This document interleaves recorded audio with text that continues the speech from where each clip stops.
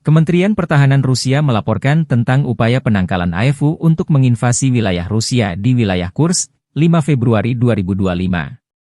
Angkatan bersenjata Rusia melancarkan serangan udara dengan helikopter kepertahanan Ukraina di Kursk.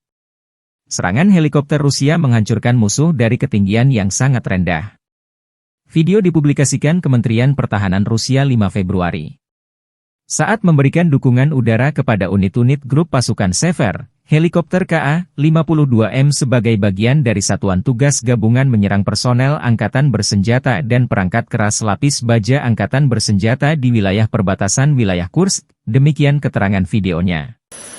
Dalam 24 jam terakhir, kerugian Angkatan Bersenjata Ukraina berjumlah hingga 325 tentara, 3 tank, 1 pengangkut personel lapis baja, 36 kendaraan tempur lapis baja, 29 kendaraan bermotor, 3 senjata artileri lapangan, dan 2 mortir.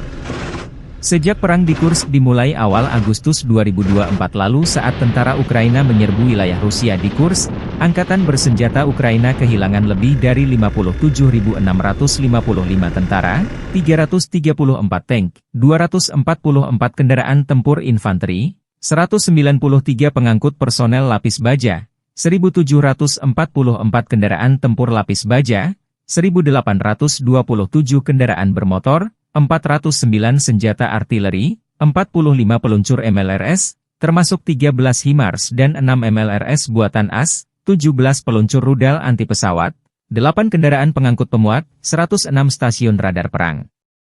Juga 15 radar perang anti baterai, 5 radar pertahanan udara, 33 unit teknik dan material lainnya, termasuk 14 kendaraan anti rintangan, 1 kendaraan pembersih ranjau UR, 77, 9 kendaraan pemulihan lapis baja, dan 1 kendaraan pos komando.